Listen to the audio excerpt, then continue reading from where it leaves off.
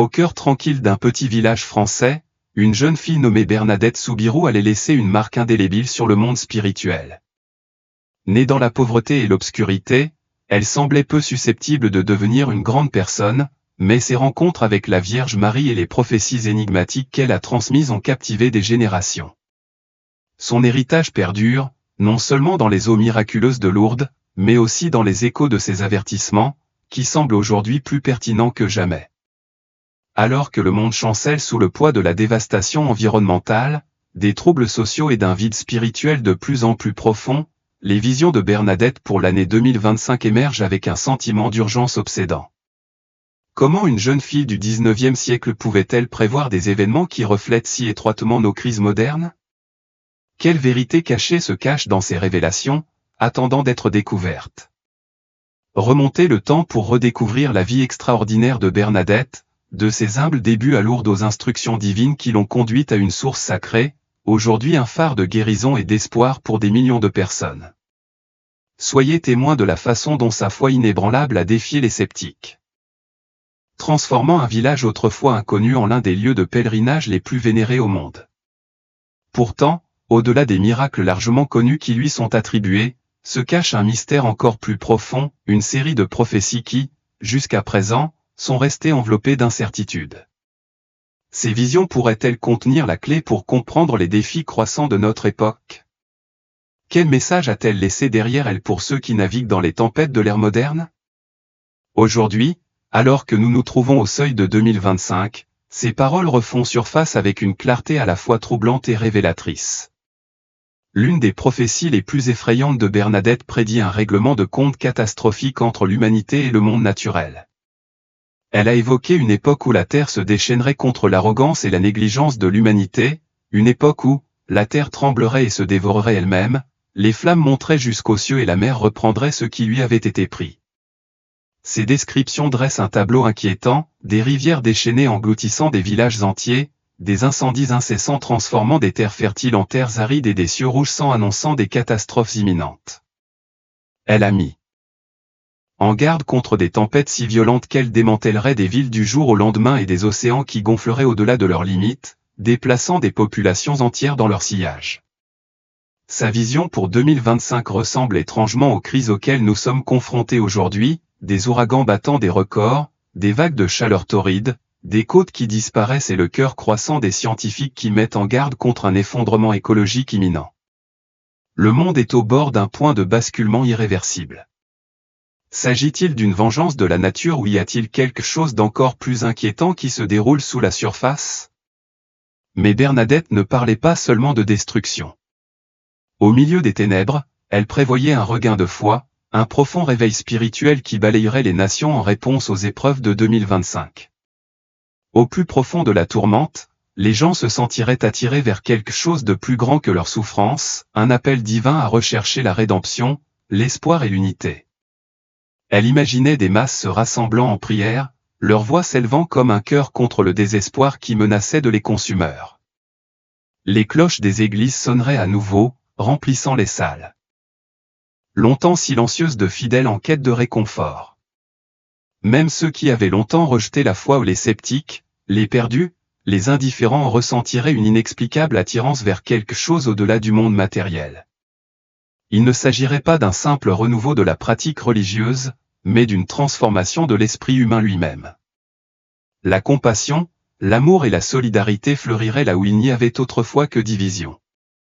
Les prières ne seraient pas que des mots, mais le pont qui mènerait l'humanité vers le renouveau et la guérison. La foi, croyait Bernadette, brillerait comme une lumière inébranlable dans l'obscurité, guidant la voie à suivre lorsque tout le reste semble perdu. La révélation la plus énigmatique de Bernadette est peut-être la prophétie d'un enfant destiné à s'élever en 2025, une âme imprégnée d'un pouvoir spirituel extraordinaire, émergeant des ombres de la souffrance pour guider l'humanité vers la rédemption. Né dans les circonstances les plus humbles, cet enfant porterait en lui une sagesse bien au-delà de son âge, une présence qui apporterait du réconfort aux brisés et une direction aux perdus. Ces paroles ne se contenteraient pas d'inspirer, mais réveilleraient quelque chose de dormant dans le cœur de ceux qui les écoutent. Une figure de paix au milieu du chaos, un phare au milieu de la tempête. Mais qui est cet enfant? Un nouveau prophète, un leader d'un grand mouvement spirituel ou quelque chose d'encore plus profond? Serait-ce la figure destinée à ramener un monde en crise sur le chemin de la foi, de la guérison et du salut? Alors que l'année 2025 se déroule devant nous, les visions de Bernadette se font de plus en plus grandes. S'agit-il d'avertissements, de promesses ou des deux? Et surtout, les écouterons-nous avant qu'il ne soit trop tard? Il est particulièrement frappant de constater que Bernadette n'a pas seulement parlé de cet enfant spirituellement puissant, mais a également fait référence à un leader qui émergerait pour guider une grande nation à travers une crise. Au vu de la situation mondiale actuelle, il est difficile de ne pas imaginer un leader émerger en 2025 pour guider l'Amérique à travers ses défis. Ce leader pourrait bien être Donald Trump. Il devrait revenir avec pour mission de restaurer la force de la nation et de reconquérir son ancienne gloire. Au milieu d'une période de division et de chaos sans précédent, Trump est considéré comme la figure qui ravivera l'espoir, rétablira l'ordre et unifiera le pays pour un avenir prospère. Croyez-vous que Trump accomplira la mission que Dieu lui a confiée? Nous vous invitons à partager vos réflexions dans les commentaires ci-dessous. Nous avons hâte de les lire. Une autre prophétie clé de Bernadette concerne l'émergence de nouvelles maladies qui pourraient déclencher une pandémie mondiale d'ici 2025. Elle a prévu des catastrophes invisibles qui se propageraient rapidement, submergeant les nations et provoquant une panique généralisée. Ces descriptions correspondent aux craintes actuelles concernant les maladies émergentes, en particulier les nouvelles souches de virus qui commencent à apparaître en Afrique, menaçant une propagation mondiale. Plus précisément, plus de 300 flacons de substances dangereuses ont été perdus dans un laboratoire australien, et les experts craignent désormais que 2025 n'apporte une pandémie bien pire que la Covid-19. Les pays sont déjà aux prises avec des pénuries de fournitures médicales et l'incapacité de développer des remèdes à temps en raison de la mutation rapide de cette maladie. À la lumière de la prophétie de Bernadette, les gouvernements du monde entier doivent préparer des mesures préventives pour protéger leurs citoyens. Les prédictions de Bernadette vont au-delà des crises environnementales et sanitaires. Elles touchent également aux troubles politiques et économiques. Elle a prévu une époque, d'ici 2025, où les inégalités sociales s'aggraveraient, l'oppression politique augmenterait et l'instabilité économique rendrait la vie insupportable pour beaucoup, entraînant des manifestations et des révolutions généralisées. Les citoyens, lassés de la corruption et de l'injustice, descendraient dans la rue, ce qui entraînerait des changements de régime, des conflits et de l'instabilité. Bernadette a décrit un monde où les nations s'opposeraient les unes aux autres, non pas par le biais de la guerre traditionnelle, mais par le recours à des discours de haine et à une rhétorique de division. Cela reflète le climat mondial actuel, polarisation politique, manipulation des médias et conflits idéologiques amplifiés par les médias sociaux. La confiance du public dans les gouvernements et les institutions se désintégrerait, entraînant la fragmentation des nations. Si vous avez atteint ce point, n'oubliez pas d'aimer et de vous abonner pour nous soutenir alors que nous continuons à découvrir de nouvelles perspectives prophétiques sur l'avenir. Les visions de Bernadette évoquent également les crises internes aux institutions religieuses elles-mêmes. Elle décrit une époque où la corruption, la trahison et la décadence morale s'infiltreraient dans les rangs des dirigeants religieux. Le clergé, censé incarner la foi et la sainteté, succomberait aux tentations du pouvoir, de la célébrité et du matérialisme, sapant ainsi le fondement moral de l'Église. Bernadette a qualifié cette période de crise de la foi sans précédent. Pendant cette période, les fidèles seraient confrontés à d'énormes défis. Beaucoup, désillusionnés par les manquements du clergé, abandonneraient la religion organisée, ce qui conduirait à des églises vides et à une dévotion en déclin. Le résultat serait un vide spirituel, laissant les gens se sentir perdus et sans direction. Les valeurs sacrées qui unissaient autrefois les communautés seraient remplacées par le matérialisme et le cynisme. Bernadette pensait que cette crise serait la plus grande épreuve que l'Église ait jamais connue. L'Église serait obligée de faire face à ses erreurs, de reconnaître ses défauts et de faire un choix, soit s'effondrer sous la pression des temps, soit renaître, plus forte et plus pure. Elle prédit que, du fond de la souffrance, Bernadette Soubirous prévoyait que l'Église se relèverait, revenant à ses vertus fondamentales d'humilité, de charité et d'amour véritable. Elle croyait que la crise de la foi qui engloutissait le monde inaugurerait une grande et finale purification, un événement à la fois profond et terrifiant. Cette purification, prévenait-elle, ne serait pas une simple épreuve mais un jugement, une ère où l'humanité serait forcée d'affronter le poids de ses péchés et de sa corruption. Elle décrivait un monde plongé dans la tourmente, où le chaos et le désordre exposeraient le mal pour ce qu'il était vraiment avant d'être finalement balayé. Le bouleversement ne se manifesterait pas seulement par des destructions physiques aux tremblements de terre, tempêtes et calamités, mais ébranlerait aussi le cœur même de l'esprit humain. Chaque individu, quel que soit son statut ou sa richesse, serait confronté à un choix crucial, rechercher la repentance et la miséricorde de Dieu, ou faire face aux conséquences inévitables d'un refus. Cependant, Bernadette a fait une distinction, il ne s'agirait pas d'une annihilation totale de l'humanité, mais plutôt d'un processus divin de purification. Ce serait une épreuve, séparant ceux qui choisissent la foi, la prière et l'humilité de ceux qui restent endurcis dans leurs péchés. Ceux qui embrassent la repentance se trouveront protégés par la grâce, connaissant une paix profonde même au milieu de la tempête environnante. Ils seront les âmes choisies et guéries, rachetées et chargées de semer les graines d'un monde nouveau et purifié. Inversement, ceux qui persistent dans la méchanceté, refusant de reconnaître l'appel au changement, feront face à un jugement sévère et implacable. Certains interprètes des visions de Bernadette croient que cette purification pourrait marquer une intervention directe du divin, un acte de compassion mais de fermeté destiné à rétablir l'équilibre dans un monde perdu dans la décadence morale. Ils ne voient pas cela comme une punition, mais comme une purification miséricordieuse, une renaissance nécessaire pour purger la terre de la corruption et des ténèbres. Les humbles et les cœurs purs seront épargnés, tandis que les impurs, ceux qui ont permis à la cupidité et à la cruauté de diriger leur vie, seront éliminés de l'existence. Mais le message de Bernadette n'est pas un message de désespoir, c'est plutôt un appel à l'action. Sa prophétie sert à la fois d'avertissement et d'invitation, un appel à l'humanité pour qu'elle reconnaisse l'urgence de la repentance avant qu'il ne soit trop tard.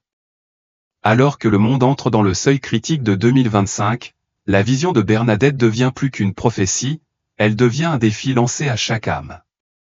Elle décrit ce moment de l'histoire comme un tournant, un carrefour où chaque personne, riche ou pauvre, forte ou faible, doit prendre une décision irréversible.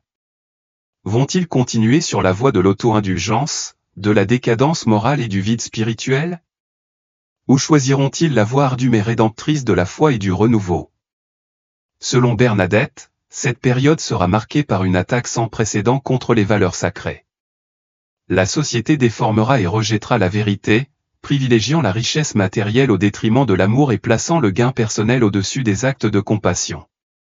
Les cœurs se refroidiront et beaucoup perdront leur capacité à reconnaître la voix de Dieu et les cris de la nature en agonie. Un monde consumé par l'intérêt personnel se retrouvera déconnecté de l'essence même de ce qui le rend humain. Pourtant, au milieu de cette sombre vision, Bernadette a également parlé de ceux qui se dresseraient comme des phares d'espoir inébranlables ou des âmes choisies par Dieu pour ramener l'humanité vers la lumière. Au milieu de la tourmente, des chefs spirituels et des saints se lèveront, offrant des conseils à ceux qui ont perdu leur chemin. La prière résonnera à nouveau dans les églises. Les familles s'agenouilleront ensemble dans l'unité. La foi en Dieu renaîtra avec une force nouvelle. Même les sociétés les plus laïques seront témoins d'un éveil de l'âme, alors que les gens chercheront des réponses au-delà du monde matériel. Cependant, le chemin vers le renouveau spirituel ne se fera pas sans difficulté. Bernadette a prévenu que ce serait un voyage de sacrifice, d'endurance et d'introspection profonde. La véritable purification, croyait-elle, ne pouvait être atteinte que par la souffrance en renonçant aux désirs égoïstes, en affrontant ses ténèbres intérieures et en acceptant la douleur de la transformation. Ce n'est pas la destruction qui nous attend, mais une purification à un processus divin qui éliminera l'impureté, ne laissant derrière lui que ce qui est saint et vrai. La prophétie de Bernadette résonne à travers les âges, servant de signal d'alarme pour ceux qui sont prêts à l'écouter. Elle rappelle à l'humanité que ce n'est que par l'humilité, la prière et la pratique active de l'amour que les ténèbres peuvent être surmontées. Les épreuves de 2025, a-t-elle insisté, ne sont pas seulement des signes avant-coureurs de malheur, mais les douleurs de l'enfantement d'un nouveau départ. Pour ceux qui choisissent d'écouter l'appel, cette ère de tribulation marquera l'émergence d'un monde renouvelé, un monde où la foi, l'amour et la paix fleurissent comme des fleurs après la tempête. La bataille entre la lumière et les ténèbres, entre la compassion et la corruption, ne se terminera pas dans le désespoir. Bernadette a prévu la victoire pour ceux qui se repentent, et avec cette victoire, l'aube d'un avenir plus sain et plus brillant.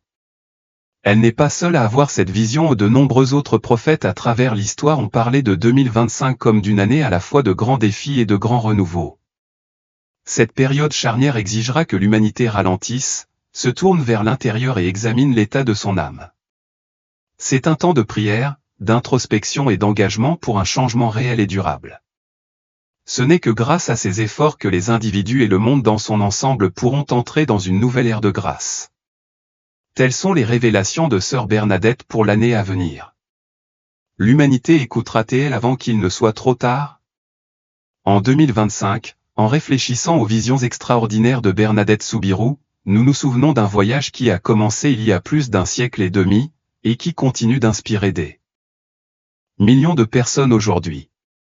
Ces 18 rencontres avec la Vierge Marie en 1858 n'étaient pas de simples moments fugaces mais de profondes expériences de grâce divine, de mystère et de révélation. Ces apparitions ont transformé Lourdes, d'un village sans prétention, en l'un des lieux de pèlerinage les plus vénérés au monde, un sanctuaire où la foi trouve un renouveau et où le miraculeux devient tangible. C'était un matin d'hiver froid lorsque Bernadette, 14 ans, accompagnée de sa sœur cadette Toinette et de leur amie Jeanne, se rendit à la grotte de Massabielle à la recherche de bois de chauffage. L'air était vif et le sol humide du froid persistant de février. Alors que les filles s'approchaient d'un petit ruisseau, Toinette et Jeanne pataugèrent rapidement dans l'eau glaciale, mais Bernadette, frêle après une vie de maladie, hésita. Elle s'arrêta pour retirer ses chaussures, se préparant au froid. À ce moment, une soudaine rafale de vent souffla autour d'elle, bien que les arbres et l'herbe soient restés étrangement immobiles. Se tournant vers la grotte rocheuse, les yeux de Bernadette s'écarquillèrent d'admiration. Devant elle se tenait une silhouette lumineuse, une dame vêtue d'un blanc radieux, une ceinture bleue flottante ornant sa taille. Et une délicate rose jaune ornant chaque pied.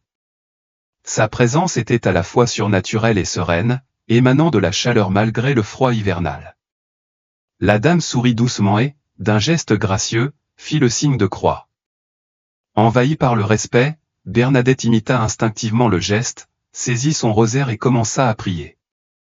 Alors que leurs voix s'entrelaçaient dans une dévotion sacrée, le temps lui-même semblait s'être arrêté. Lorsque les dernières prières furent murmurées dans l'air silencieux, la dame disparut, laissant Bernadette bouleversée mais remplie d'une paix inexplicable. Cette rencontre laissa Bernadette avec un désir insatiable de retourner à la grotte, mais sa famille accueillit son récit avec doute et inquiétude. Était-ce vraiment une vision venue du ciel, ou simplement le produit de l'imagination de la jeunesse? Déterminée à rechercher la vérité, Bernadette résolut de revenir cette fois, portant une petite fiole d'eau bénite, un test d'authenticité divine. Alors qu'elle s'agenouillait en prière, la dame éthérée apparut une fois de plus, baignée de la même lueur céleste. Le cœur battant, Bernadette prit l'eau bénite et l'aspergea vers l'apparition, la voix ferme malgré ses mains tremblantes. « Si tu viens de Dieu, reste, déclara-t-elle avec une conviction. Tranquille. Sinon, va-t'en. Un moment de silence passa, puis, plutôt que de disparaître, la dame sourit, son expression pleine de chaleur et de réconfort. Elle resta, imperturbable, continuant à prier aux côtés de Bernadette. À cet instant, toute incertitude persistante se dissipa. Lorsqu'elle rentra chez elle, Bernadette ne lui fit part que d'une révélation simple, mais profonde. À présent, la nouvelle des visions de Bernadette avait commencé à se répandre. Un mélange de curiosité, de scepticisme et de crainte attirait de petites foules à la grotte, leurs murmures étouffés porteurs d'anticipation et de doute. Lors de cette troisième visite, la dame parla pour la première fois, sa voix douce mais résolue, transmettant un message à la fois solennel et plein d'espoir. Les mots, bien que brefs, avaient un poids immense. C'était une prophétie silencieuse, prédisant les épreuves qui l'attendaient, le doute des autorités, les questions incessantes et le fardeau de sa santé fragile. Mais ces bougies portaient aussi une promesse, au-delà des difficultés de l'existence terrestre, une joie plus grande les attendait. Ce n'était pas seulement une déclaration, c'était une assurance de foi, un appel à la persévérance et un rappel que le véritable accomplissement n'était pas de ce monde, mais du divin. Lors de sa 4e visite à la grotte, Bernadette portait avec elle une petite bougie vacillante, symbole d'une foi inébranlable au milieu de l'incertitude. Alors qu'elle s'agenouillait en prière, la lueur chaude de la flamme projetait des ombres douces et dansantes sur les murs de pierre frais. La dame apparut une fois de plus, sa présence aussi lumineuse que jamais. Bien qu'elle ne prononçât pas de mots cette fois, son regard exprimait tout ce qui devait être dit. C'était un regard d'amour profond, d'encouragement silencieux, de grâce divine coulant dans une communion silencieuse. Le calme de ce moment enveloppa l'âme de Bernadette, laissant une empreinte bien plus profonde que les mots ne le pourraient jamais. À chaque rencontre, la conviction de la jeune fille s'approfondit et les ondes de ses visions sacrées allaient bientôt s'étendre bien au-delà de l'humble grotte, transformant Lourdes en un phare de foi pour les générations à venir. Ce moment sacré a donné naissance à une tradition qui perdure encore aujourd'hui, les fascinantes processions aux chandelles de Lourdes. Chaque soir, des pèlerins du monde entier se rassemblent dans un silence respectueux, leurs bougies vacillantes illuminant la nuit, tandis qu'ils prient et chantent à l'unisson, retraçant les pas de la jeune Bernadette. Dans ces processions, la foi s'exprime non seulement par des mots, mais aussi par la douce lueur d'innombrables flammes, chacune portant une prière, un espoir ou un appel à la guérison, tout comme Bernadette s'était autrefois agenouillée en humble dévotion à la grotte. Lors de cette visite particulière, Bernadette tomba à genoux, les doigts entrelacés autour des perles de son rosaire, le cœur ouvert à la présence divine devant elle. La foule, habituée à voir Bernadette dans un état de transe lors de ses visions, se tenait silencieuse, dans l'attente. Bien qu'elle ne puisse pas voir la Vierge, elle sentait quelque chose d'extraordinaire, quelque chose de sacré se dérouler devant elle. Au cours de cette rencontre, la Vierge adressa à Bernadette une prière d'une signification spirituelle si profonde qu'elle ne l'a jamais révélée à une autre âme. On ne sait pas s'il s'agissait d'une grâce personnelle, d'un message trop saint pour être prononcé ou d'un mystère divin destiné à elle seule. Puis vint une demande douce mais ferme, par ces mots, la Vierge invita Bernadette à un voyage sans précédent, qui se déroulerait au cours des jours suivants, révélant des vérités de foi, de sacrifice et de rédemption. Ce qui avait commencé comme un moment singulier d'émerveillement était devenu un rendez-vous divin, un appel qui allait façonner le reste de la vie de Bernadette. À ce moment-là, les visions de Bernadette étaient devenues le sujet de conversation de Lourdes, attirant des foules de plus en plus nombreuses à chaque visite. Sceptiques, croyants, curieux et désespérés se sont tous rassemblés à la grotte, espérant assister à quelque chose d'extraordinaire. Ils n'ont pas vu ce que Bernadette a vu, mais dans son expression rayonnante, dans la sérénité inébranlable de sa posture, beaucoup ont senti quelque chose bouger au plus profond d'eux-mêmes, une présence qu'ils ne pouvaient expliquer mais qu'ils ne pouvaient nier. Ce jour-là, lorsque la dame est apparue, son message était clair et urgent, les mots, bien que simples, portaient le poids de la miséricorde divine. Un silence s'est abattu sur la foule. Même ceux qui étaient arrivés avec des doutes se sont sentis émus par la solennité du moment. Bien qu'ils ne puissent pas voir la dame, une paix indescriptible semblait s'installer sur la grotte, comme si la grâce elle-même était descendue sur l'assemblée.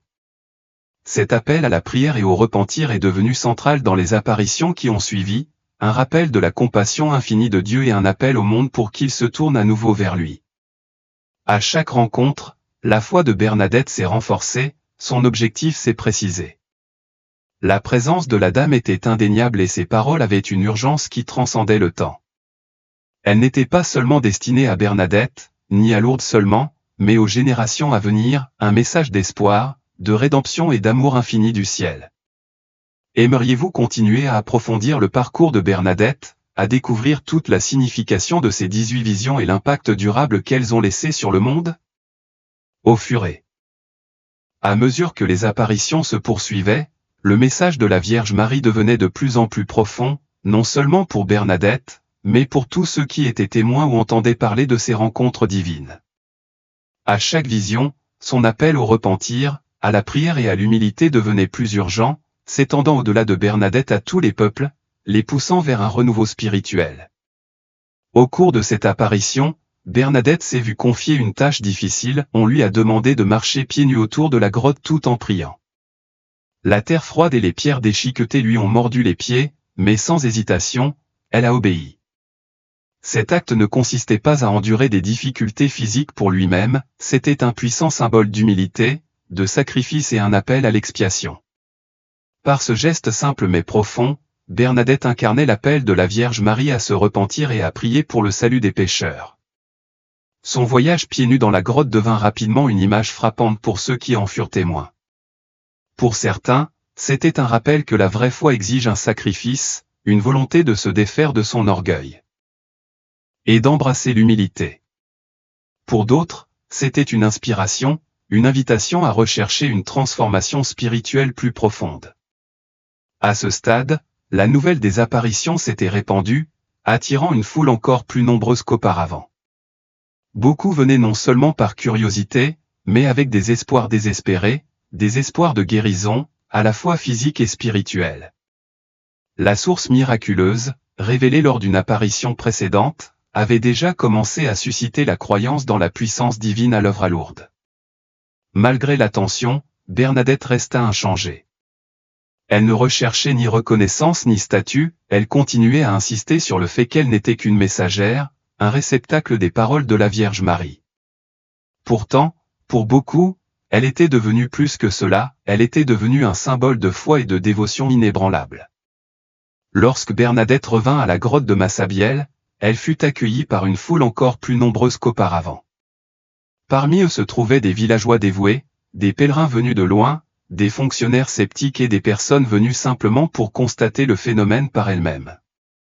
La récente découverte de la source curative avait suscité une vague d'intérêt et, désormais, les événements de Lourdes n'étaient plus seulement un mystère local, ils étaient devenus un sujet de débat et d'examen régional.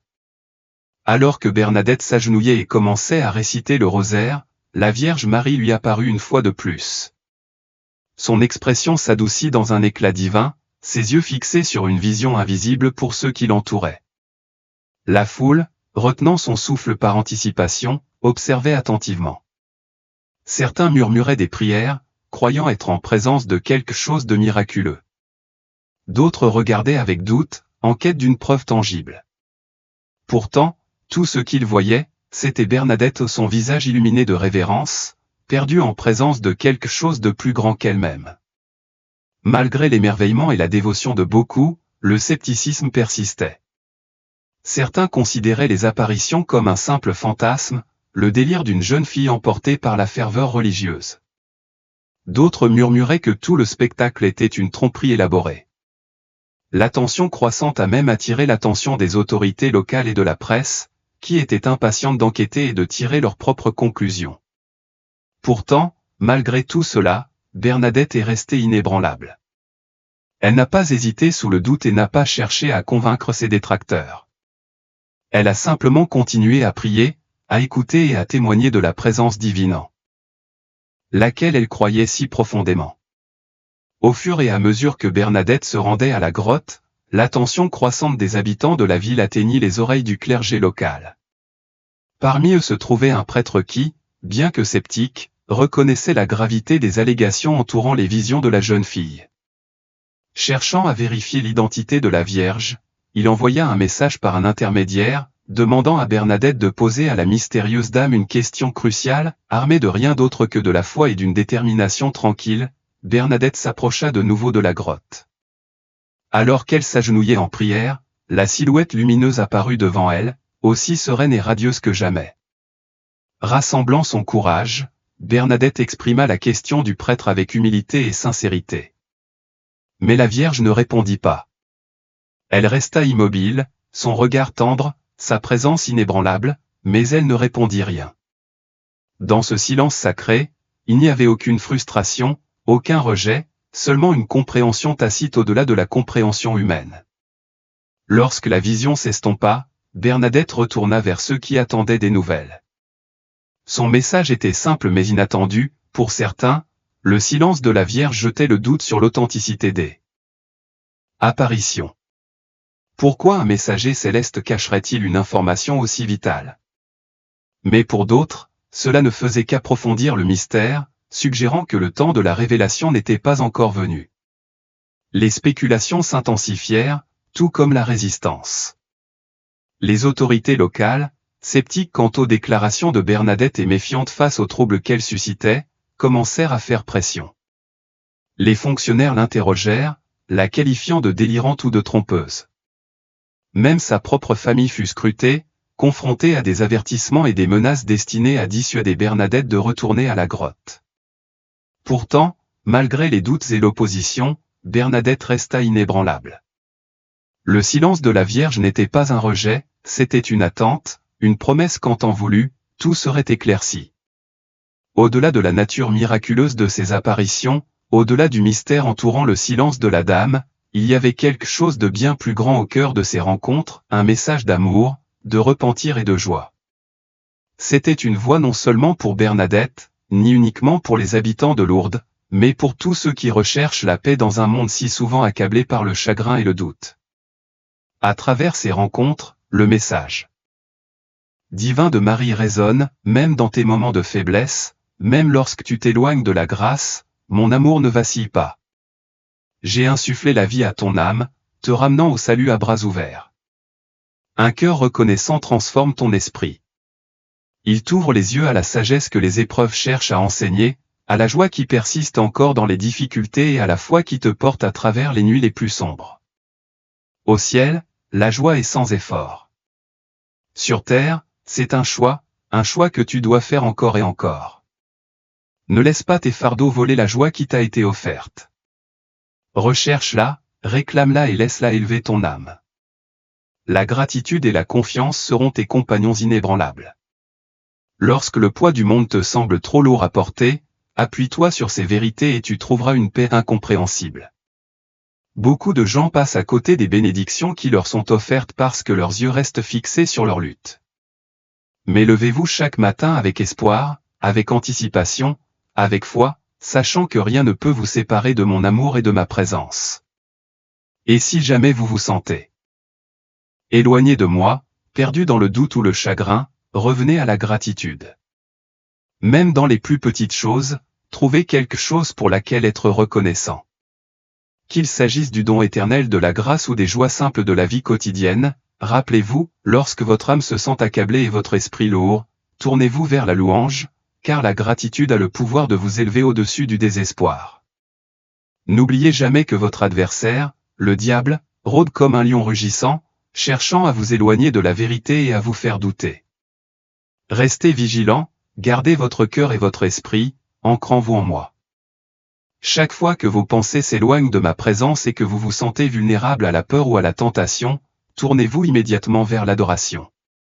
L'action de grâce et la louange ne sont pas de simples expressions, ce sont des armes spirituelles, qui coupent l'obscurité et restaurent la lumière sur votre chemin. Glorifiez-moi en toutes choses, pas seulement dans la prière et le chant, mais par la façon dont vous vivez, parlez et interagissez avec les autres.